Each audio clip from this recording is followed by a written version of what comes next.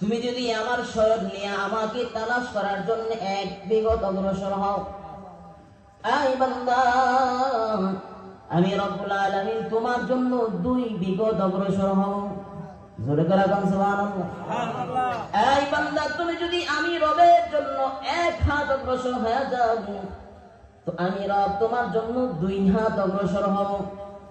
এই বান্দা তুমি যদি আমি রবকে তালাশ করার জন্য পাওয়ার জন্য হেঁটে হেঁটে অগ্রসর হও, তো আমি রব তোমাকে তালাশ করার জন্য দৌড়ায়া অগ্রসর হব। আমি তোমাকে তালাশ করার জন্য দৌড়াবো। তো বুঝেন আল্লাহ তাআলার মায়া কত বেশি আমাদের, কত বেশি আল্লাহর মায়া। আল্লাহ তাআলার মায়া কত বেশি, কত বেশি। আল্লাহ তাআলা বলেন বান্দা আমি তোমাকে কত বেশি মহব্বত করি, কত বেশি ভালোবাসি জানো নি বান্দা?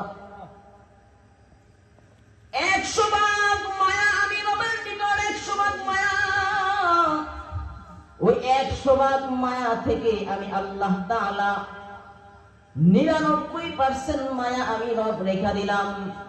1 ভাগ মায়াকে আবার 100 ভাগে কনভার্ট করলাম।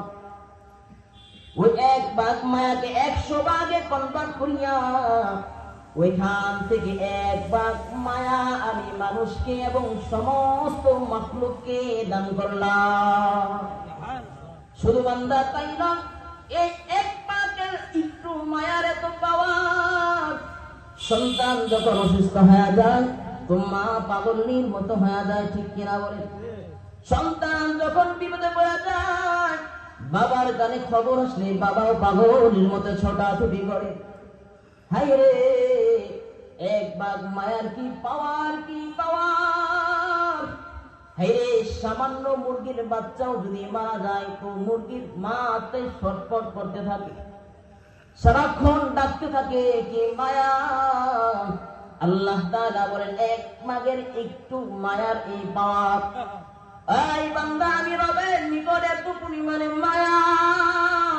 বান্দা যখন বিপদে পড়ে আমি রবকে রব বলে ডাক দেয়ার বলে আল্লাহ, আয় আল্লাহ আপনি আমার উদ্ধার করে দেন, আপনি আমাকে উদ্ধার করে দেন। আল্লাহ তাআলা বলেন বান্দা আমাকে ডাকা, আমি রব বান্দার অন্তরের খবর জানি, বান্দার অন্তরের মধ্যে কি আছে সেটাও আমি জানি। বান্দা মুখে উচ্চারণ করার আগে আমি রব খবর পায়া ফেলাই। বান্দা যখন আমি রবকে রব বলে ডাক দিয়া ফেলাই, আমি আল্লাহ আর বসে থাকতে পারি না, আমি আল্লাহ আমার বান্দার ডাকে সাড়া দিই। বলেন সুবহানাল্লাহ। এজন্য বান্দা মুসিবতে পড়লে ডাক দেয় কারে? আর জোরে তারা বলেন কারে? বান্দা বিপদে পড়লে ডাক দেয় একজনকে, তিনি কে? আল্লাহ। বান্দা মুসিবতে পড়ে তো আল্লাহরে ডাক দেয়, আল্লাহ আমারে উদ্ধার করো। আল্লাহ তাআলা বলেন বান্দা তুমি ডাক দেওয়ার সাথে সাথে আমি রব তোমার ডাকে সাড়া দিয়া দেই।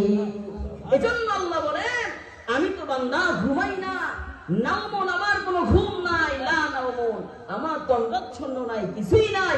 আমি রব সদা সর্বদা প্রস্তুত থাকি বান্দা তোমার ডাকে সাড়া দেওয়ার জন্য। সুবহানাল্লাহ। আল্লাহ বলেন আমি যদি ঘুমায়া যাই তো বান্দা তুমি ডাইকা তো আমাকে পাবা না, আর আমি যদি তোমার ডাকে সাড়া না দিতে পারি, হায় রে তো আমি রব তো রব হইয়া লাভ হইল, আমি রবের রব হয়ে লাভটা হইল।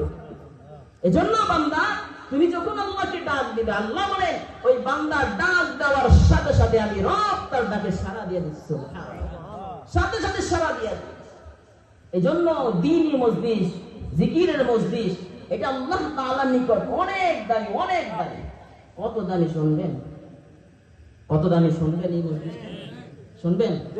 শুনতে চান না ঘুমাইতেছেন? সবাই সজাগ আছেন তো? তাহলে একটা স্লোগান হয়ে যায়, দেখি কেউ সজাগ আছে না ঘুমাইতেছে। আপনাদের বাপসাবে মনে হয় ঘুম ধরে গেছে, দেখি একটা স্লোগান দেই, স্লোগান দিলে বোঝা যাবে যে ঘুমাইতেছেন না জাগনা আছেন। আর যদি শয়তান থাকে তো স্লোগানের আওয়াজে শয়তান অবশ্যই পালাবে ইনশাআল্লাহ। নারে তাকবীর, হয় নাই, আরো জোরে আওয়াজ দিতে হবে। মুসলমানের ঈমানের আওয়াজ দিতে হবে, ঈমানের আওয়াজ। ঈমানের আওয়াজ বোঝেন তো? ঈমানের আওয়াজ এমন আওয়াজ, গৌর গোবিন্দে শাহজালাল রহমাতুল্লাহি আলাইহির তাকবীরের ধ্বনির আওয়াজ এত এত কঠিন ছিল, এত পাওয়ার ছিল যে গৌর গোবিন্দ সে বাংলার জমিন থেকে পালাইতে বাধ্য হয়েছে। ঠিক কিনা বলেন? এই জন্য ইমানের আওয়াজ দিবেন তো? নারে তাকবীর, নারে তাকবীর, মাশাআল্লাহ। মুহতারাম হাজিরিন,